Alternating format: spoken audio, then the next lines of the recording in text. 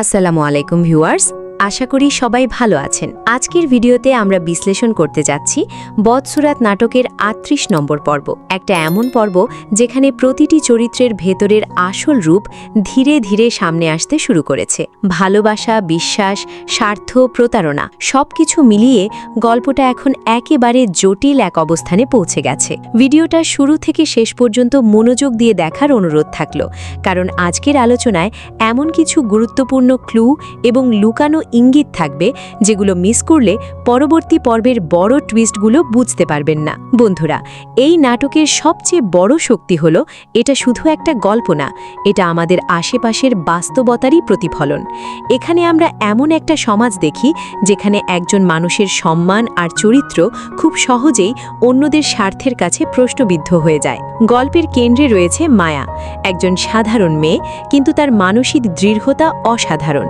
সে নিজের জীবনটা নিজের নিয়মে চালাতে চায়, কারো দয়া বা সহানুভূতির ওপর নির্ভর না করে সে নিজেই উপার্জন করছে, কখনো বাজারে সবজি বিক্রি করে, আবার কখনো মক্তবে পড়িয়ে। এখানে একটা গুরুত্বপূর্ণ বিষয় হচ্ছে সে নিজের উপার্জন শুধু নিজের জন্য না, বরং সমাজের ভালো কাজেও দান করছে। এটা পরিষ্কার করে দেয় মায়া শুধু নিজের জন্য না, সে একটা বড় চিন্তার প্রতিনিধিত্ব করে। কিন্তু সমস্যা শুরু হয় এখানেই। একজন নারী যখন নিজের পায়ে দাঁড়াতে চায়, তখন সমাজের কিছু মানুষ সেটা মেনে নিতে পারে না। বশির আর মজনুর ঠিক সেই ধরনের চরিত্র যারা মায়ার এই স্বাধীনতা সহ্য করতে পারে না। তারা বারবার তাকে অপমান করে, ভয় দেখায় এবং তার কাজ বন্ধ করার চেষ্টা করে। এই পরিস্থিতিতে মায়া যে সিদ্ধান্তটা নেয় সেটাই তাকে অন্যদের থেকে আলাদা করে তোলে। সে সরাসরি থানায় গিয়ে একটি জিডি করে। এটা কোনো দুর্বলতার কাজ না, বরং এটা একটা স্পষ্ট বার্তা যে সে অন্যায়ের বিরুদ্ধে আইনের আশ্রয় নিতে জানে এবং ভয় পায় না। এই থানাতেই তার দেখা হয়ে যায় জামালের সাথে, তার অতীতের একটা গুরুত্বপূর্ণ অধ্যায়। জামাল এখনও মায়ার জন্য চিন্তিত, তাকে সাহায্য করতে চায়, কিন্তু মায়া সেই জায়গা থেকে অনেক দূরে চলে গেছে। সে আর কারো সহানুভূতির ওপর বাঁচতে চায় না। এই দৃশ্যটা খুবই গুরুত্বপূর্ণ, কারণ এটা দেখায় একজন মানুষ কিভাবে নিজের আত্মসম্মানকে প্রাধান্য দিতে শিখেছে। এবার আসি বদরুলের দিকে, মায়ার বর্তমান স্বামী। বাইরে থেকে সেই স্বামী হলেও তার ভেতরে বিশ্বাসীর বড় অভাব রয়েছে। সে সবসময় সন্দেহ করে মায়া নাকি এখনও জামালের সাথে যোগাযোগ রাখছে। এখানে একটা বড় বাস্তবতা ফুটে ওঠে। অনেক সম্পর্কেই ভালোবাসার চেয়ে বিশ্বাস বেশি শক্তিশালী হয়ে যায়, আর তখন সেই সম্পর্কটা শুধু নামেই থাকে, ভেতরে ভেতরে ভেঙে পড়ে। এই বিষয়টা জামাল বুঝতে পেরে বদরুলকে বোঝানোর চেষ্টা করেছিল, কিন্তু ফল হয় উল্টো। বদরুল বরং জামালকেই সন্দেহ করতে শুরু করে।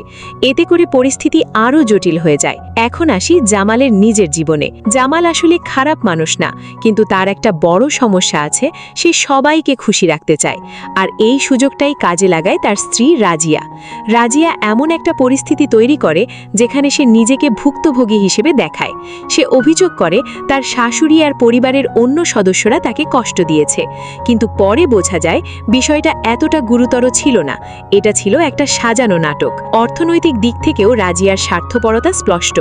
জামাল কষ্ট করে টাকা উপার্জন করছে, আর সে নিজের সুবিধা মতো জীবন উপভোগ করছে। তার সাথে হিমেল নামের আরেকটা চরিত্র যুক্ত হয়েছে, যে পুরো পরিস্থিতিকে আরও জটিল করে তুলছে। এই অংশটা দেখায় একটা পরিবার কিভাবে ভেতর থেকে ধীরে ধীরে ভেঙে পড়ে যখন সেখানে বিশ্বাসের জায়গায় স্বার্থ আর প্রতারণা ঢুকে পড়ে। এদিকে রোমানের ঘটনাটাও অনেক গুরুত্বপূর্ণ। সে জেলে আছে, আর তাকে বের করতে বড় অঙ্কের টাকা দরকার। এই টাকা জোগাড় করতে গিয়ে জামালের মা নিজের সম্পত্তি বিক্রি করার সিদ্ধান্ত নেয়। এই জায়গায় আবেগ আর বাস্তবতার একটা বড় সংঘর্ষ দেখা যায়। একদিকে মায়ের ভালোবাসা, অন্যদিকে অতীতের ভুল, যেখানে রোমান একসময় জামালের ক্ষতি করতে চেয়েছিল। অন্যদিকে মজনুর আসল চেহারাও ধীরে ধীরে সামনে আসে। সে আসলে একজন প্রতারক, যার বিরুদ্ধে আগেও অনেক অভিযোগ রয়েছে। পুলিশের সামনে পড়ে সে ভেঙে পড়ে এবং নিজের ভুল স্বীকার করতে চায়, কিন্তু বশির একেবারে আলাদা।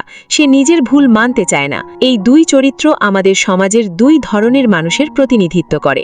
সবকিছু মিলিয়ে মিলিয়ে এই পর্বটা আমাদের একটা জিনিস পরিষ্কার করে দেয়। প্রতিটি চরিত্রের ভেতরে আলাদা আলাদা লড়াই চলছে। কেউ নিজের সম্মানের জন্য লড়ছে, কেউ নিজের স্বার্থের জন্য, আবার কেউ স্ত্রীত্ব জানার পরেও চুপ করে আছে। এখন সবচেয়ে বড় প্রশ্নগুলো হলো, মায়া কি এই সংগ্রামে শেষ পর্যন্ত টিকে থাকতে পারবে? জামাল কি সত্যটা বুঝতে নিজের জন্য সঠিক সিদ্ধান্ত নিতে পারবে?